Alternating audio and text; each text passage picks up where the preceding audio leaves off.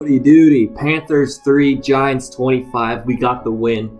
We're 2-5. I am so much more happy now. Welcome to the post game for the New York Giants. I am J-Rob Central, your host. Welcome to JRC Football on the JRCN, J-Rob Central Network.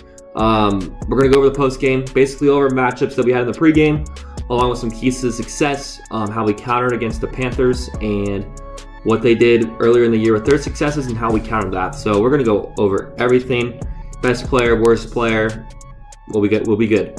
So, start off the matchups. We had James Bradbury versus DJ Moore for your main matchup, and Bradbury got an interception, 14-yard interception, and a pass deflection and 2 tackles. He held DJ Moore to really nothing. I completely forgot to put down the stats, which I don't know why. So let me put those up because this is kind of ridiculous that we're starting off a video like this. But like I said, every single time I do not, redo stuff. So he had 10 targets, 6 receptions, 73 yards, which isn't that bad, but it was their best receiver for the game. So he was struggling compared, everyone was struggling on the Panthers side of the offense on the passing game. The next one was Leonard Williams versus Taylor Moton. Just any offensive tackle in general, but Leonard Williams did very well. He got 1.5 sacks, 6 tackles, 5 assists with 3 quarterback hits. So Leonard Williams, have yourself a day. Let's go, baby.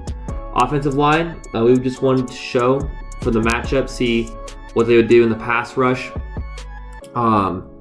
They allowed 2 sacks with 5 quarterback hits, which, isn't really that good of a game. But when we'll go over the defensive line and what they were able to do against the Panthers offensive line, you'll understand.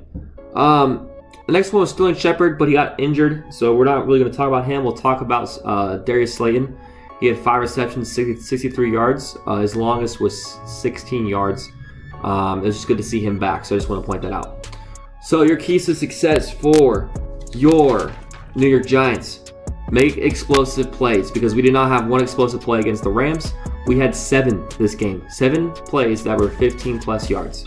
The next one was we had to have less completions on the defense. We allowed 48.72% completion rate. Now, the reason why is they had a backup coming because Sam Darnold, they benched him, which was ridiculous, but he went 3 for 14. His name was Philip Walker, and he sucked. So that helped out big time with the completion percentage. Well done, boys. Also, to score touchdowns, I predicted 1 rushing, 1 passing, and that's exactly what happened. So that's pretty cool. Kudos on me. Did not expect a safety. Did not expect 3 field goals. So I was wrong about that. My bad. So yeah, we'll go over the Panthers' keys to success. In order for them to win, they needed to establish the run game. They had 56 rushing yards. They did not establish a run game, and we had a lot more guys in the box, and we were able to help out with that. Also, they needed to protect Sam Darnold. Now, this is where it gets juicy. So, the defensive line for your New York Giants allowed 6 sacks and 10 quarterback hits. Terrible game for the offensive line for the Panthers. We went to Sam Darnold, and we killed him. The other one was cause pressure on defense. Get to Daniel Jones, get some quarterback hits. Yeah. We already went over that. We did fairly well against the defensive line for what we have. Meaning that, we don't have Nick Gates. We don't have Andrew Thomas, okay, even Shane Lemieux. So, not having a lot of starters, only allowing 2 sacks, 5 quarterback hits. I'll take it any day. Also, previous successes for the Panthers, they were 5th in rushing touchdowns in the league. With 8, they had 0 touchdowns in total for the whole entire game. So that was good. Also, that was maybe because of Christian McCaffrey, so it's starting to fall down a little bit for them. But also, they led the league in first downs by penalties, and we weren't able to find that stat, sadly. It was a little bit misrepresented because last week I saw that the Panthers had 17 first downs off of penalties, and then this week they had 11 total as the season. So I don't know why that was a little messed up. But we had 0 penalties on the defense, so they couldn't get any first downs via penalties. The last one was first downs allowed as a defense. They ranked 2nd with 101.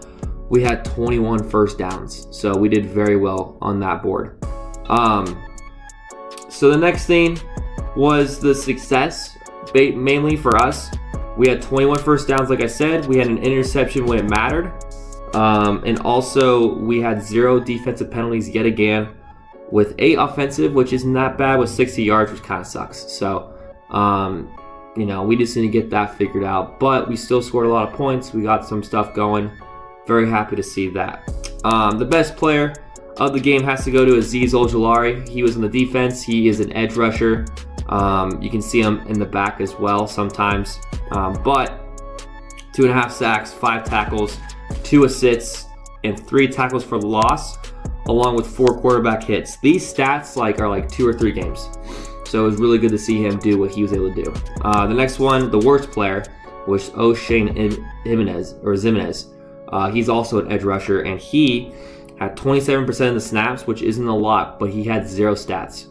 And there's a guy named Carter Coughlin. He had 8% of the snaps, and he still got some stats up. So, O'Shane, you gotta get some stuff going, man. I know you're really bad, but get a pressure, get a quarterback hit, get a tackle, get a fucking assisted tackle, for crying out loud. Do something. So, when you have a quarter of the game with one player that doesn't know how to tackle, what are you supposed to do? So that's about it, guys. Thank you so much for watching this video. It was a great win for us. We'll be doing a pregame, all the stuff for this week for the New York Giants. But other than that, thanks again for watching, and be great.